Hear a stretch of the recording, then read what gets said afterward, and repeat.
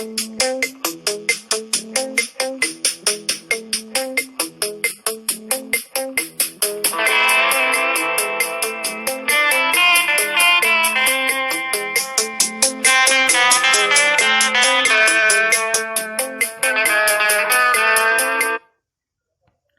dear students, in the last class we have studied about star delta starter, and in the today class we will go for auto transformer starter.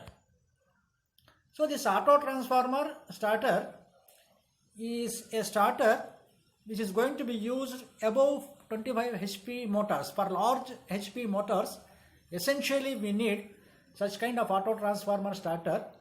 This auto transformer starter uses low voltage during starting. So that is the one advantage of this auto transformer starter. The contents of this lesson are: introduction, function, circuit of the auto transformer, parts, applications or uses, a video regarding auto transformer starter, and an assignment. Now, introduction. This type of starter is a reduced voltage for starting the motor is obtained from a 3-phase star connected auto transformer. ಈ ಒಂದು auto transformer ಸ್ಟಾರ್ಟರಲ್ಲಿ ಒಂದು auto ಟ್ರಾನ್ಸ್ಫಾರ್ಮರನ್ನು ಬಳಸಿ 3 ಫೇಸನ್ನು control ಮಾಡಿ 3 face low ವೋಲ್ಟೇಜನ್ನು ಮೋಟ್ರಿಗೆ ಕೊಡ್ತಾರೆ. So ಯಾವಾಗ voltage ಕಡಿಮೆ ಮೋಟ್ರಿಗೆ ನಾವು ಕೊಡ್ತೀವಿ ಆ ಸಂದರ್ಭದಲ್ಲಿ ಮೋಟಾರ್ ಕೂಡ ಕಡಿಮೆ ಕರೆಂಟ್ ತಗೊಂಡು ಸ್ಟಾರ್ಟ್ ಆಗುತ್ತೆ. ಹಾಗಾಗಿ ನಾವು ಸ್ಟಾರ್ಟಿಂಗಲ್ಲಿ ಕಡಿಮೆ ಕರೆಂಟನ್ನು ಮೋಟ್ರಿಗೆ ಕೊಟ್ಟಾಗ ಆಗುತ್ತೆ. ನಿಧಾನಕ್ಕೆ ಸ್ಟಾರ್ಟ್ ಆದಮೇಲೆ ಅದರ ಒಂದು ಸ್ಟೆಪ್ಸಲ್ಲಿ ವೋಲ್ಟೇಜಸನ್ನು ನಾವು ವೇರಿ ಮಾಡ್ತೀವಿ. ಮೋಟಾರ್ ಯಾವಾಗ ಒಂದು 75% ಸ್ಪೀಡ್ ಬರುತ್ತೆ, so then we have to throw the switch directly to the mains. ಡೈರೆಕ್ಟಾಗಿ ನಾವೇನು ಮಾಡ್ತೀವಿ, ಫುಲ್ ವೋಲ್ಟೇಜನ್ನು ಆ ಸಂದರ್ಭದಲ್ಲಿ ಅಪ್ಲೈ ಮಾಡ್ತೀವಿ. So here this circuit in the left hand side it consist a practical auto transformer starter, whereas it consists the MCB, fuse cutouts, contactors and an auto transformer. In the right hand side, this starter consists a diagram, circuit diagram, and mainly in the middle it consists 6 movable contacts, 1, 2, 3, 4, 5, 6, and in the upper side it consists 4 fixed contacts of the auto transformer. In the bottom, short circuited terminals are 6 terminals are there. ಇಲ್ಲಿ 6 terminals short circuit terminals ಇದೆ. And connections are been to connections L1 ಅಥವಾ ಒಂದು ಆರಿಂದ ಬಂದು ಇದು 6ಗೆ 6ನೇ ಒಂದು ಟರ್ಮಿನಲ್ಗೆ, ಮತ್ತು ವೈಯಿಂದ ಬಂದು 4ನೇ ಟರ್ಮಿನಲ್ಗೆ, ಮತ್ತು ಬಿಯಿಂದ ಬಂದು 2ನೇ ಟರ್ಮಿನಲ್ಗೆ ಕೊಟ್ಟಿದ್ದಾರೆ. So during starting we have to throw the handle. ಇದು ಒಂದು manually operated auto transformer starter ಆಗಿರುತ್ತೆ. ನಾವೇನು ಮಾಡ್ತೀವಿ, ಈ ಸ್ಟಾರ್ಟ್ರನ್ನು ಮೋಟ್ರ್ ಸ್ಟಾರ್ಟ್ ಮಾಡುವಾಗ ಇದನ್ನು ಮೇಲ್ಭಾಗಕ್ಕೆ ಅಪ್ಲೈ ಮಾಡ್ತೀವಿ. ಮೇಲ್ಭಾಗಕ್ಕೆ ಅಪ್ಲೈ ಮಾಡಿದಾಗ ಲೋ ವೋಲ್ಟೇಜ್ ಈ ಒಂದು ಸ್ಟಾರ್ ಕನೆಕ್ಟೆಡ್ ಆಟೋ ಟ್ರಾನ್ಸ್ಫಾರ್ಮರ್ ಮುಖಾಂತರ ಮೋಟ್ರಿಗೆ ಹೋಗುತ್ತೆ. ಸೊ ಡಿಫ್ರೆಂಟ್ ಸ್ಟೆಪ್ಸಲ್ಲಿ ನಾವು ಇದನ್ನು ವೇರಿ ಮಾಡ್ಬೋದು. ಸೊ ವೋಲ್ಟೇಜನ್ನು 70%, 80%, 60% ಈ ರೀತಿ ನಾವು ವೇರಿ ಮಾಡಿಕೊಂಡು, ಸೊ 80% ಆದ ನಂತರ ನಾವೇನು ಮಾಡ್ತೀವಿ, ಮೋಟಾರು ಅಥವಾ ಫುಲ್ ಸ್ಪೀಡನ್ನು ಪಡೆಯುತ್ತೆ ಅಥವಾ ಒಂದು 75-80% ಸ್ಪೀಡ್ ಬರುತ್ತೆ. ಬಂದಾಗ ನಾವು ಹ್ಯಾಂಡ್ಲನ್ನು ಕೆಳಗಡೆ ಹಾಕ್ತೀವಿ. ಇದು ಮ್ಯಾನ್ಯುಯಲ್ ಆಪ್ರೇಟೆಡ್ ಒಂದು ಆಟೋ ಟ್ರಾನ್ಸ್ಫಾರ್ಮರ್ ಸ್ಟಾರ್ಟರ್ ಆಗಿರುತ್ತೆ. ಈ ಎಡಭಾಗದಲ್ಲಿರೋದು fully automatic auto transformer starter. Function. In this method of starting, current is limited by using a 3-phase auto transformer. While starting, the voltage is given to the motor in steps. So ಇಲ್ಲಿ ವೋಲ್ಟೇಜನ್ನು different ಸ್ಟೆಪ್ಸಲ್ಲಿ ಕೊಡ್ತೀವಿ. ಸ್ಟಾರ್ಟಿಂಗಲ್ಲಿ motor ಬಹಳ ಕಡಿಮೆ current ತೊಗೊಳುತ್ತೆ.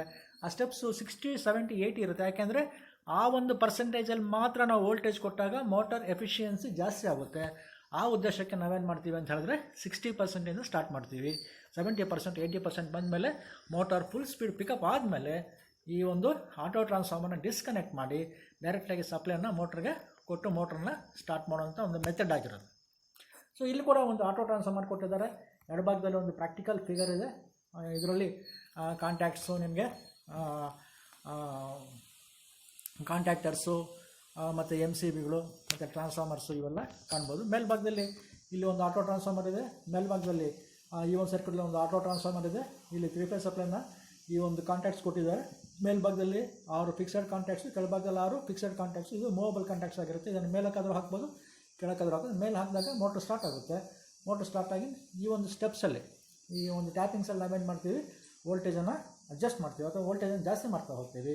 ಕೊನೆಗೆ motor full speed ಬಂದ ಮೇಲೆ ಹ್ಯಾಂಡ್ಲನ್ನು towards run, ಎರಡನೇ position ಬಂದು ರನ್. ಮಧ್ಯಭಾಗದಲ್ಲಿ ಆಫ್ ಪೊಸಿಷನ್ ಇರುತ್ತೆ, ಮೇಲ್ಭಾಗದಲ್ಲಿ ಸ್ಟಾರ್ಟ್ ಇರುತ್ತೆ, ಕೆಳಭಾಗದಲ್ಲಿ ರನ್ ಅಂತ ಇರುತ್ತೆ. ರನ್ಗೆ ಹಾಕಿ ಮೋಟ್ರ್ ಇದೇ ಒಂದು ಕಂಡೀಷನಲ್ಲಿ ಪೂರ್ತಿಯಾಗಿ ಓಡ್ತಾ ಇರುತ್ತೆ. ಸೊ ಪಾರ್ಟ್ಸನ್ನು ನೋಡಿದಾಗ ಸಾಮಾನ್ಯವಾಗಿ ಒಂದು ಸ್ಟಾರ್ಟಲ್ಲಿರೋ ಒಂದು ಪಾರ್ಟ್ಸು, ಸರ್ಕ್ಯೂಟ್ ಬ್ರೇಕರ್ಸು ಸಾಮಾನ್ಯವಾಗಿ ಬಳಸ್ತೀವಿ ನಾವು, ಎಲ್ಲ ಸ್ಟಾರ್ಟರ್ಸಲ್ಲಿ ಇರುತ್ತೆ. ಆ್ಯಂಡ್ ಕಾಂಟ್ಯಾಕ್ಟರ್ಸು ಅಥವಾ ಕಾಂಟ್ಯಾಕ್ಟ್ಸು ಬರುತ್ತೆ. ಆಟೋಮೆಟಿಕ್ ಆದರೆ ಕಾಂಟ್ಯಾಕ್ಟರ್ಸ್ ಇರುತ್ತೆ, ಮ್ಯಾನ್ಯುವಲ್ ಆದರೆ ಕಾಂಟ್ಯಾಕ್ಟ್ಸನ್ನು ನಾವು ಮೂವಬಲ್ ಕಾಂಟ್ಯಾಕ್ಟ್ಸು, ಫಿಕ್ಸೆಡ್ ಕಾಂಟ್ಯಾಕ್ಟ್ಸನ್ನು ನಾವು ಬಳಸ್ತೀವಿ.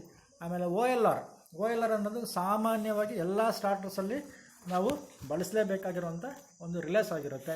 ಇದು ಓವರ್ಲೋಡ್ ಕರೆಂಟನ್ನು ಮೋಟ್ರಿಗೆ ಹೋಗೋದನ್ನು ತಡೆಯುತ್ತೆ, ಸ್ಟಾರ್ಟರ್ನ ಆಟೋಮೆಟಿಕ್ಕಾಗಿ ಆಫ್ ಮಾಡುತ್ತೆ, ಟ್ರಿಪ್ ಮಾಡುತ್ತೆ.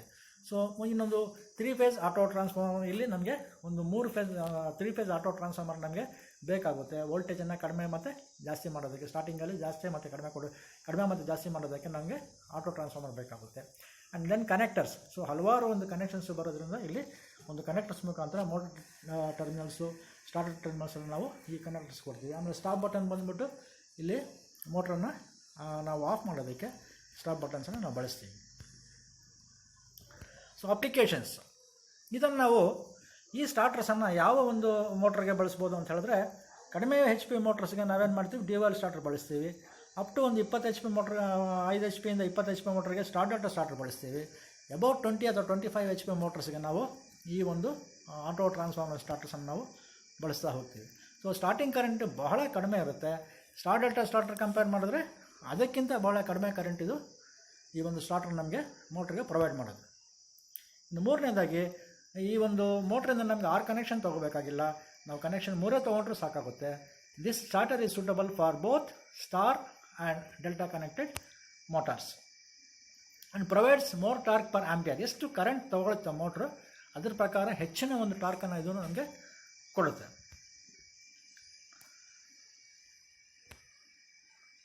ಡಿಸ್ಅಡ್ವಾಂಟೇಜಸ್, ಈ ಒಂದು ಸ್ಟಾರ್ಟರ್ನ ಡಿಸ್ಅಡ್ವಾಂಟೇಜ್ ಏನಪ್ಪ ಅಂತ ಹೇಳಿದ್ರೆ, ಇಟ್ ಈಸ್ ಎಕ್ಸ್ಪೆನ್ಸಿವ್, ಇದು ಕಾಸ್ಟ್ಲಿ ಆಗಿರುತ್ತೆ, ಇದು ಹೆಚ್ಚಿನ ಒಂದು ಖರ್ಚು ನಮಗೆ ಆಗುತ್ತೆ. ಇಟ್ ರಿಕ್ವೈರ್ಸ್ ಮೋರ್ ಸ್ಪೇಸ್, ಇದಕ್ಕೆ ಜಾಗ ಜಾಸ್ತಿ ಬೇಕಾಗಿರುತ್ತೆ. ಯಾಕೆಂದರೆ ಒಂದು ಆಟೋ ಟ್ರಾನ್ಸ್ಫಾರ್ಮರ್ನ ನಾವು ಎಕ್ಸ್ಟ್ರಾ ಬಳಸಬೇಕಾಗುತ್ತೆ ಇಲ್ಲಿ, ಹಾಗಾಗಿ ಇದಕ್ಕೆ ಜಾಸ್ತಿ ಜಾಗ ಬೇಕಾಗಿರುತ್ತೆ. ದ ಸರ್ಕ್ಯೂಟ್ ಇಸ್ ಕಾಂಪ್ಲೆಕ್ಸ್, ಬೇರೆ ಸರ್ಕ್ಯೂಟ್ಸ್ಗೆ ಕಂಪೇರ್ ಮಾಡಿದಾಗ ಇದರ ಒಂದು ಸರ್ಕ್ಯೂಟ್ ಸ್ವಲ್ಪ ಕಾಂಪ್ಲಿಕೇಟೆಡ್ ಇರುತ್ತೆ. 4ನೇದಾಗಿ more power factor due to inductance. ಇಲ್ಲಿ ಇಂಡಕ್ಟೆನ್ಸು ನಾವು, ಯಾಕೆಂದರೆ ನಾವು ವೋಲ್ಟೇಜನ್ನು ಕಡಿಮೆ ಮಾಡೋದಕ್ಕೆ ನಾವು ಆಟೋ ಟ್ರಾನ್ಸ್ಫಾರ್ಮರ್ ಬಳಸೋದ್ರಿಂದ, ಇನ್ನು auto transformer is nothing but inductors. So inductance ಸೀರೀಸಲ್ಲಿ ಬರೋದ್ರಿಂದ ಪವರ್ ಫ್ಯಾಕ್ಟ್ರು ಸರ್ಕ್ಯೂಟ್ ಕಡಿಮೆ ಆಗುತ್ತೆ. ಪವರ್ ಫ್ಯಾಕ್ಟ್ರ್ ಲೋ ಆಗೋದು ಕೂಡ ಒಂದು ಡಿಸ್ಅಡ್ವಾಂಟೇಜ್ ಆಗಿರುತ್ತೆ.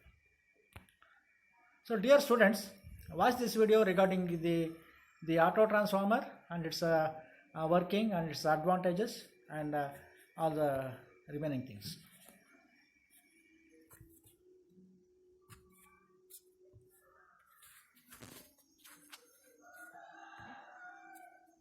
ఆటో ట్రాన్స్ఫార్మర్ స్టార్టర్ అంటే ఏంటి, ఆటో ట్రాన్స్ఫార్మర్ యొక్క వర్కింగ్ ఏంటి, అడ్వాంటేజెస్, డిసడ్వాంటేజెస్ అండ్ అప్లికేషన్స్ గురించి ఈరోజు ఈ వీడియోలో తెలుసుకుందాం. ఫ్రెండ్స్, ఈ ఆటో ట్రాన్స్ఫార్మర్ స్టార్టర్ని జర్మనీలోని బెర్లిన్ సిటీకి చెందిన మ్యాక్స్ కోర్న్డోర్ఫర్ అనే సైంటిస్ట్ 1908లో ఇన్వెంట్ చేశారు.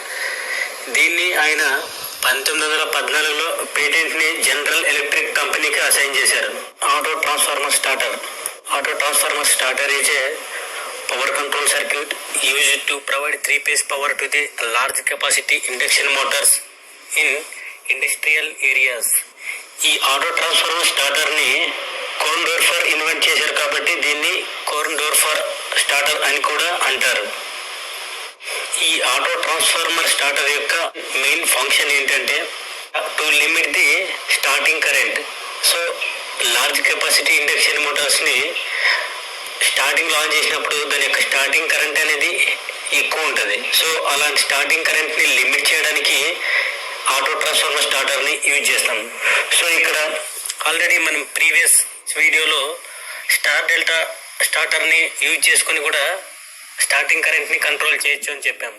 సో మరి ఈ తేడా ఏంటి, స్టార్ డెల్టా స్టార్టర్కి ఈ ఆటో ట్రాన్స్ఫార్మర్ స్టార్టర్కి మధ్య తేడా ఏంటి అనేది ఫస్ట్ ఇప్పుడు తెలుసుకుందాం.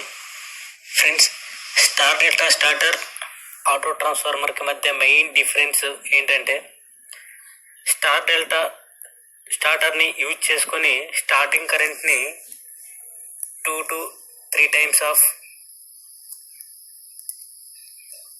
ఫుల్ లోడ్ కరెంట్ వరకు మాత్రమే డిక్రిమెంట్ చేసుకుంటాం. So in case auto transformer స్టార్టర్ని కనుక యూజ్ చేస్తే 2 to 3 times కన్నా less than 2 to 3 times of IFL. So 2 to 3 times కన్నా రెడ్యూస్ చేసుకునే అవకాశం ఈ ఆటో ట్రాన్స్ఫార్మర్ స్టార్టర్లో ఉంది. సో అందుకోసమే దీన్ని లార్జ్ కెపాసిటీ ఇండక్షన్ మోటార్స్లో ఎక్కువగా ప్రిఫర్ చేయొచ్చు compare to star delta starter. So next ఏంటంటే,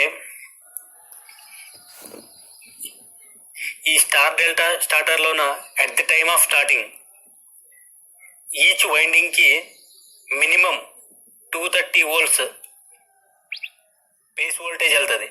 సో ఇక్కడ బై యూజింగ్ ఆటో ట్రాన్స్ఫార్మర్ స్టార్టర్ని 230 volts కన్నా reduce as per our requirement, ఇంకా తక్కువ వోల్టేజెస్తోనే రన్ చేసే ప్రొవిజన్ ఈ ఆటో ట్రాన్స్ఫార్మర్ స్టార్టర్లో ఉంది. సో ఈ ఎంత తక్కువ వోల్టేజ్ అప్లై చేస్తే అంత స్టార్టింగ్ కరెంట్ అనేది రెడ్యూస్ అవుతుంది. సో ఇక్కడ స్టార్టింగ్ కరెంట్, స్టార్టింగ్ వోల్టేజ్ అనేది మనకి రిక్వైర్మెంట్ ఎంత కావాలో అంత అడ్జస్ట్ చేసుకునే ఆప్షన్ ఈ ఆటో ట్రాన్స్ఫార్మర్ స్టార్టర్లో ఉంది. So that is the main advantage compare to star delta starter. Friends, ఈ ఆటో ట్రాన్స్ఫార్మర్ స్టార్టర్ యొక్క వర్కింగ్ అంటే దీన్ని ఎలా ఆపరేట్ చేయాలి, ఎలా ఆన్ చేయాలి అనేది ఇప్పుడు తెలుసుకుందాం. సో ఈ ఆటో ట్రాన్స్ఫార్మర్ స్టార్టర్లో ఉన్న మెయిన్ పార్ట్స్, మెయిన్ డివైజెస్ ఏంటంటే, ఒకటి వచ్చేసి కాంటాక్టర్ 1, నెక్స్ట్ వచ్చేసి కాంటాక్టర్ 2, నెక్స్ట్ వచ్చేసి 3 phase ఆటో ట్రాన్స్ఫార్మర్, నెక్స్ట్ వచ్చేసి కాంటాక్టర్ 3. సో ఇవి ఈ యొక్క స్టార్టర్లో ఉన్న main devices. Operation of auto transformer starter operation ఎలా స్టార్ట్ అవుతుందంటే, సో దీన్ని ఆపరేట్ చేసే కన్నా ముందు కండిషన్ ఏంటంటే, ఈ 3 phase సప్లై ద్వారా మోటార్ కనెక్ట్ అయిన కాంటాక్టర్, అంటే ఈ కాంటాక్టర్ 1 అనేది ఆఫ్లో ఉండేటట్టుగా చూసుకోవాలి, అంటే ఇది ఓపెన్లో ఉండేటట్టుగా చూసుకోవాలి. సో అది కండిషన్ 1. నెక్స్ట్ స్టెప్ ఏంటంటే, కాంటాక్టర్ 2ని ఆన్ చేయాలి, దెన్ కాంటాక్టర్ 3ని ఆన్ చేయాలి. సో అప్పుడు కాంటాక్టర్ 2 అండ్ కాంటాక్టర్ 3 ఆన్ చేస్తే ఏమవుతుందంటే, ఈ 3 phase పవర్ సప్లై, ఈ 3 phase పవర్ సప్లై అనేది ఇట్లా వచ్చేసి త్రూ ఇక్కడ క్లోజ్ అవుతుంది. కాబట్టి ఈ ఆటో ట్రాన్స్ఫార్మర్ యొక్క నాబ్స్ అంటే ట్యాప్ పొజిషన్ ద్వారా వోల్టేజ్, మనం ఎంత వోల్టేజ్ అడ్జస్ట్ చేసుకుంటే అంత voltage by varying taps. So tap position బట్టి మనం ఎంత పొజిషన్లో పెట్టుకుంటే అంత వోల్టేజ్ అనేది ఇండక్షన్ మోటార్ స్టేటర్ వైండింగ్కి ఫీడ్ అవుతుంది. సో ఇక్కడ డిస్కస్ చేసుకోవాల్సిన విషయం ఏంటంటే, ఈ యొక్క ట్యాప్ పొజిషన్ అనేది 65 to 80% ట్యాప్ పొజిషన్లో పెట్టుకున్నప్పుడు దాని యొక్క ఎఫిషియన్సీ, అంటే మోటార్ యొక్క ఎఫిషియన్సీ అనేది ఎక్సలెంట్ కండిషన్ ఉంటుంది. ఎప్పుడైతే కాంటాక్టర్ 2 అండ్ కాంటాక్టర్ 3 ఆన్ చేసిన తర్వాత మనకి ఒక్కొక్క ట్యాపింగ్ పొజిషన్ని వేరీ చేసుకుంటూ ఇండక్షన్ మోటార్కి వోల్టేజ్ని ఇంక్రిమెంట్ చేస్తాం. సో వోల్టేజ్ని ఇంక్రిమెంట్ చేసామంటే దానికి స్టార్టింగ్ కరెంట్ కూడా అదే విధంగా వేరీ అవుతుంది, దాని యొక్క స్పీడ్ కూడా అదే విధంగా వేరీ అవుతుంది. సో ఎప్పుడైతే 75% ఆఫ్ రేటెడ్ స్పీడ్ రీచ్ అవుతుందో అప్పుడు ఏం చేస్తామంటే, అంటే దీనికి మ్యాక్సిమం 80% వరకు వోల్టేజ్ లెవెల్ తీసుకెళ్తాం. అంతలోపు మనకి ఇక్కడ 75% ఆఫ్ రేటెడ్ స్పీడ్కి ఇండక్షన్ మోటార్ రీచ్ అయి ఉంటుంది. సో నెక్స్ట్ స్టెప్ ఏంటంటే, అప్పుడు ఈ కాంటాక్టర్ 3ని ఆఫ్ చేస్తాం. సో ఎప్పుడైతే కాంటాక్టర్ 3ని ఆఫ్ చేస్తామో అప్పుడు ఏమవుతుందంటే, పవర్ సప్లై అనేది ఈ 3 phase బస్ బార్ సప్లై నుంచి ఇలా కాంటాక్టర్ 2 నుంచి అప్పుడు ఓన్లీ 80% కట్ ఆఫ్ అయింది అక్కడ, అంటే ట్యాప్ పొజిషన్స్ కన్నీ 80% ఉంటాయి. సో అప్పుడు ఇండక్షన్ మోటార్కి 20% వైండింగ్ మాత్రమే సిరీస్లో కనెక్ట్ అవుతుంది. అది ఎలా అంటే ఇలా అవుతుంది, అంటే ఈ 3 phase ఏసీ సప్లై నుంచి ఓన్లీ 20% వైండింగ్, అంటే ట్యాప్ పొజిషన్ ఆల్రెడీ 80% సెలెక్ట్ చేసి ఉంటాం కాబట్టి, అంటే ట్యాప్ పొజిషన్ 20 ఇక్కడ 80% వరకు ఉంటుంది కాబట్టి ఓన్లీ రిమైనింగ్ 20% మాత్రమే. ఆటో ట్రాన్స్ఫార్మర్ స్టార్టర్ నుంచి డిసడ్వాంటేజ్. ఆటో ట్రాన్స్ఫార్మర్ స్టార్టర్ అంటే ఏంటి, ఆటో ట్రాన్స్ఫార్మర్ యొక్క వర్కింగ్ ఏంటి, అడ్వాంటేజెస్, డిసడ్వాంటేజెస్ అండ్ అప్లికేషన్స్ గురించి ఈరోజు ఈ వీడియోలో తెలుసుకుందాం. వాచింగ్.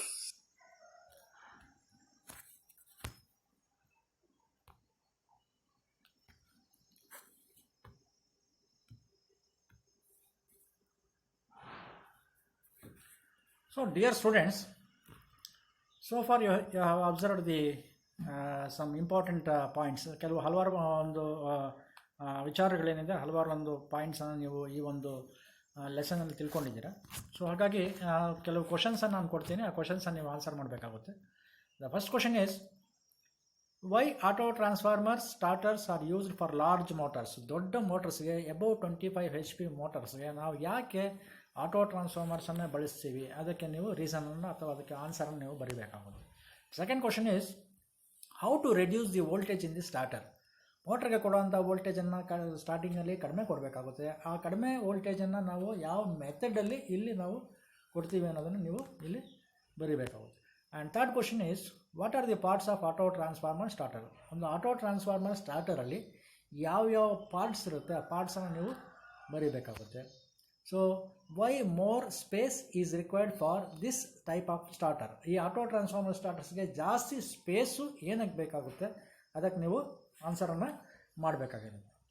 ಸೊ ಹಾಗಾಗಿ thank you very much my dear students for attending this PPT lesson. Thank you very much.